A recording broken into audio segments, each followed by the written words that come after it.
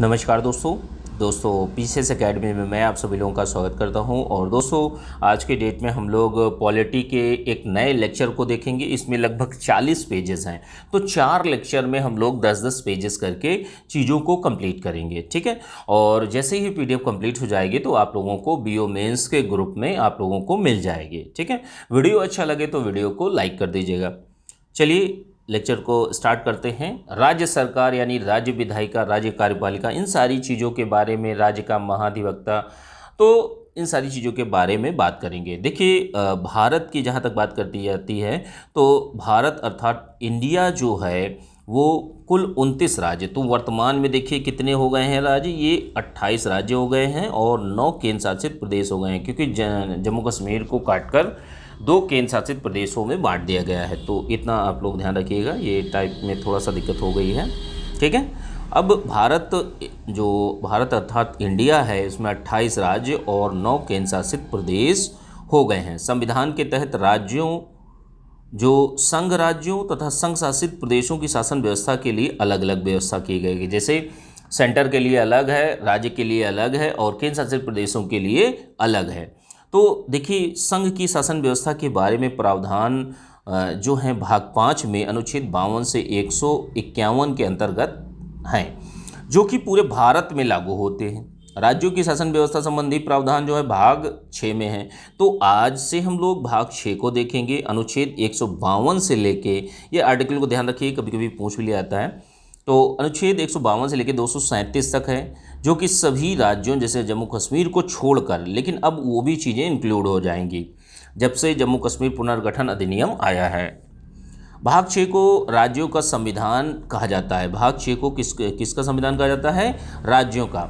संघ शासित प्रदेशों की शासन व्यवस्था संबंधी जो प्रावधान हैं, जैसे केंद्र शासित प्रदेशों की संबंधी प्रावधान जो है भाग 8 में दिए गए हैं, अनुच्छेद 239 से 242 में। अब देखिए भारत में देखिए संघ के समान यानी केंद्र के समान राज्यों में भी संसदीय शासन प्रणाली को अपनाया गया है।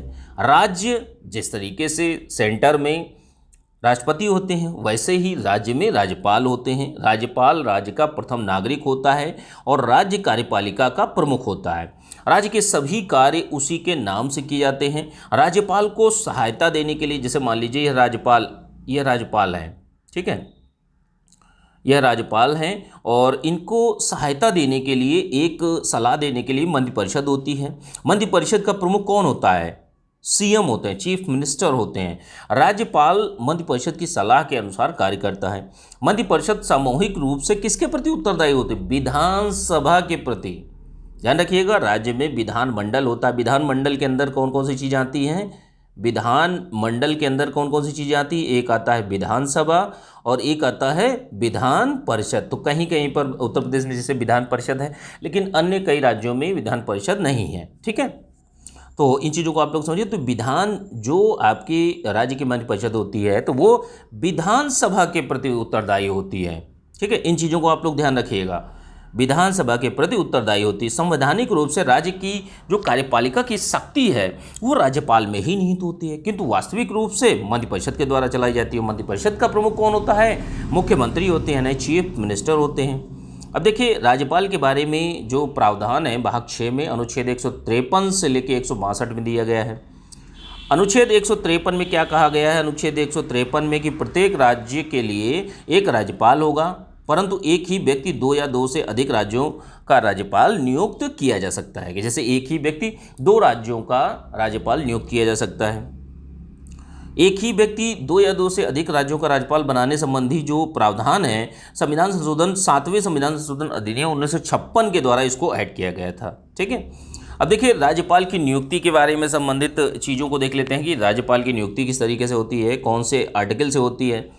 संविधान के अनुच्छेद 155 के तहत क्या है कि राष्ट्रपति द्वारा राज्यपाल की नियुक्ति की जाती है और राष्ट्रपति जो हैं उस व्यक्ति को किसी राज्यपाल का नियुक्त करते हैं जिसे केंद्र सरकार, ध्यान रखिएगा, राष्ट्रपति ये हैं, राज्यपाल ये हैं और केंद्र सरकार ये है। केंद्र सरकार राष्ट्रपति को, प्रेसिडेंट को नाम सुझाती है कि इनको राज्यपाल बनाना है, तो राष्ट्रपति जो भी जिस व्यक्ति का भी नाम सुझाया जाता है उनको नियुक्त करते हैं।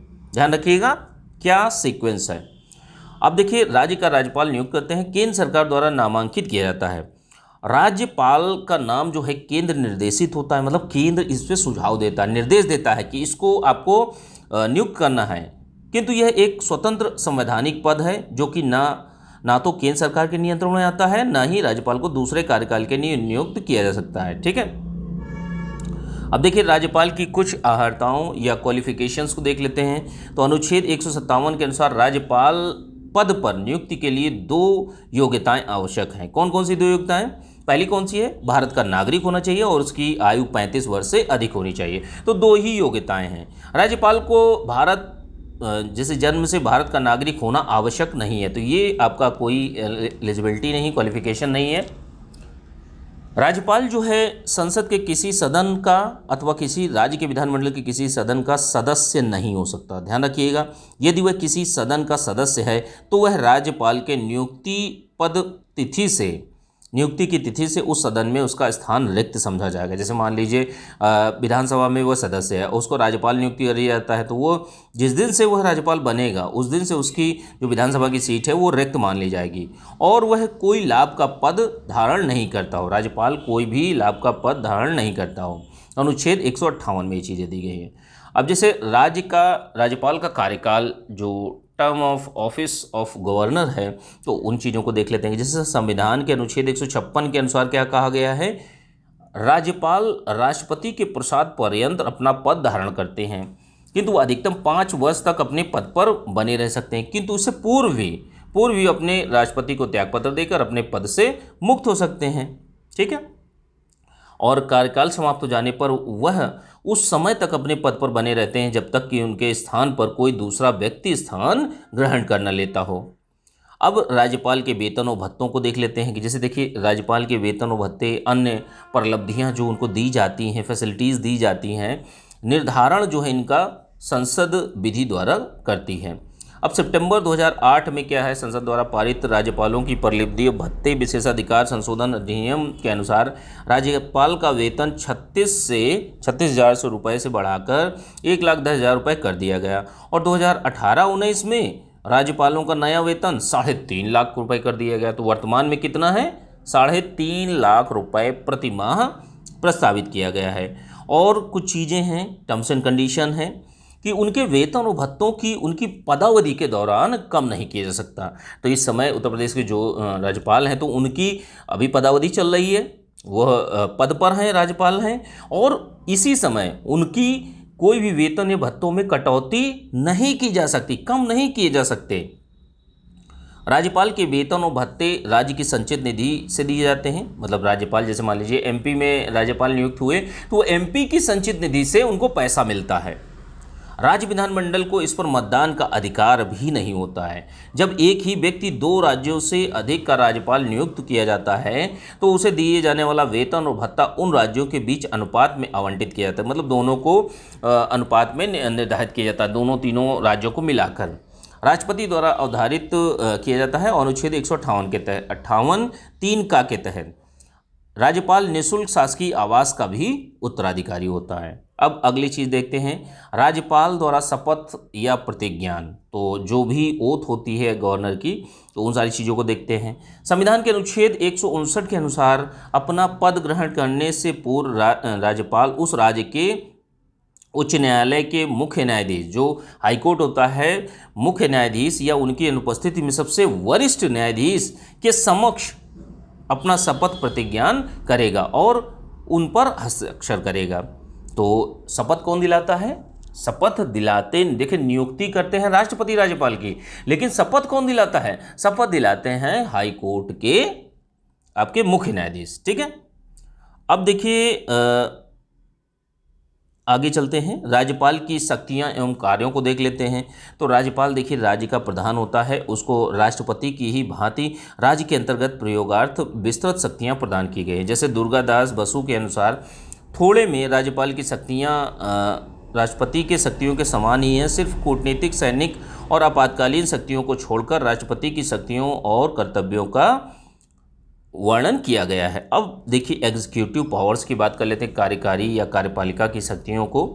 तो देखिए अनुच्छेद 154(1) के अनुसार राज्य की कार्यपालिका शक्ति जो है वो राज्यपाल में निहित होगी तथा वह इसका प्रयोग जो है संविधान के अनुसार करेगा और अपने अधीनस्थ अधिकारियों के द्वारा करवाएगा। और राज्य के समस्त प्रशासकीय कार्य जो हैं वो जैसे सेंटर में जितने कार्य हैं वो राष्ट्रपति के द्वारा किए जाते हैं, तो वैसे ही स्टेट में राज्यपाल के द्वारा किए जाते हैं। जितने भी प्रशासकीय कार्य हैं वो राज्यपाल के नाम से किए जाते हैं। ठीक है, राज्य की कार्यपालिका अथवा प्रशासकीय शक्ति के अंतर्गत जो निम्न शक्तियां आती हैं, जैसे देखिए संविधान के अनुच्छेद 164(1) के तहत राज्यपाल मुख्यमंत्री की नियुक्ति करते हैं, मुख्यमंत्री की सलाह से अन्य मंत्रियों की नियुक्ति करते हैं, उन्हें पद और गोपनीयता की शपथ दिलाते हैं। राज्य का प्रत्येक मंत्री राज्यपाल के प्रसाद पर्यंत अपना पद धारण करते हैं। अनुच्छेद 167 के अनुसार क्या है कि राज्यपाल राज्य के प्रशासन संबंधी विधान, कोई विषय, कोई जानकारी मुख्यमंत्री से मांग सकते हैं कि भाई इस कानून में क्या है, किस तरीके से क्या है, तो वो जानकारी किसी भी समय सीएम से मांग सकते हैं। किसी मंत्री द्वारा लिए गए निर्णय को विचार करने के लिए मंत्रिपरिषद के समक्ष रखवा सकते हैं। राज्यपाल राज्य के उच्च अधिकारियों जैसे राज्य के महाधिवक्ता की, राज्य लोक सेवा आयोग के अध्यक्ष और सदस्यों की, राज्य निर्वाचन आयोग तथा अन्य सदस्यों व विश्वविद्यालय के उपकुलपतियों आदि की नियुक्ति करते हैं। तो राज्यपाल किन किन व्यक्तियों की नियुक्ति करते हैं, इनको आप लोग ध्यान रखिए। उच्च न्यायालय के न्यायाधीशों की नियुक्ति के बारे में राष्ट्रपति को परामर्श भी देते हैं। अब राज्य में जैसे देख लीजिए कि जैसे संवैधानिक तंत्र विफल हो जाने पर अनुच्छेद 356 के अनुसार जो राज्यपाल हैं वो तहत क्या करते हैं, राज्यपाल राष्ट्रपति शासन की सिफारिश करते हैं और राष्ट्रपति शासन लागू हो जाने पर केंद्र सरकार के प्रतिनिधि के रूप में राज्य का शासन चलाते हैं। अब जैसे देखिए राज्य सूची के विषयों पर राज्यपाल का संपूर्ण अधिकार रहता है। समवर्ती सूची में भी उसका तब तक अधिकार है जब तक कि संसद द्वारा बनाए गए कानून से राज्य द्वारा बनाए गए कानून का विरोध नहीं होता। और विरोध होने की अगर कोई विरोध, जैसे मान लीजिए स्टेट गवर्नमेंट ने कोई कानून बनाया और उसी विषय पर सेंटर ने कानून बनाया, तो अब दोनों में विरोध की स्थिति पैदा हो गई। तो विरोध की स्थिति में जो सुपीरियर माना जाएगा वो सेंटर का कानून माना जाएगा। ठीक है, यदि राज्यपाल को इस बात का समाधान हो जाता है कि राज्य विधानसभा में आंग्ल भारतीय समुदाय का पर्याप्त प्रतिनिधित्व नहीं है, तो वह समुदाय के एक व्यक्ति को विधानसभा का सदस्य भी मनोनीत कर सकता है अनुच्छेद 333 के तहत। ठीक है, जिन राज्यों में विधान परिषद है वहाँ की कुल सदस्य संख्या के 1/6 सदस्य राज्यपाल द्वारा मनोनीत किए जाते हैं और राज्यपाल ऐसे व्यक्तियों को राज्य विधान परिषद का सदस्य भी मनोनीत करता है। अब कुछ चीज़ें और हैं कि जैसे साहित्य, कला, विज्ञान, सामाजिक सेवा, सहकारी आंदोलन के क्षेत्र में विशेष ज्ञान अनुभव रखने वाले जो 12 व्यक्ति हैं उनकी भी नियुक्ति अनुच्छेद 80(3) के तहत राष्ट्रपति भी 12 ऐसे व्यक्तियों को साहित्य, कला, विज्ञान क्षेत्र में विशेष ज्ञान या अनुभव रखने वाले राज्यसभा का सदस्य मनोनीत करते हैं। ठीक है, तो ये कुछ बातें हैं इनसे संबंधित जो राज्यपाल की शक्तियाँ, कार्यकारी शक्तियाँ थीं। अब देखिए विधायी शक्तियों को अब हम लोग अगले वाले लेक्चर में चीज़ों को कंप्लीट करेंगे। ठीक है, 10 पेजेस हो चुके हैं और विधायी शक्तियों को अगले वाले लेक्चर में कंप्लीट करेंगे। ज़्यादा लंबा वीडियो हो जाएगा तो वो भी दिक्कत होती है देखने में। ठीक है, तो ये वीडियो अच्छा लगा हो तो वीडियो को लाइक कर दीजिएगा। ठीक है, चलिए ठीक है, थैंक यू देखने के लिए।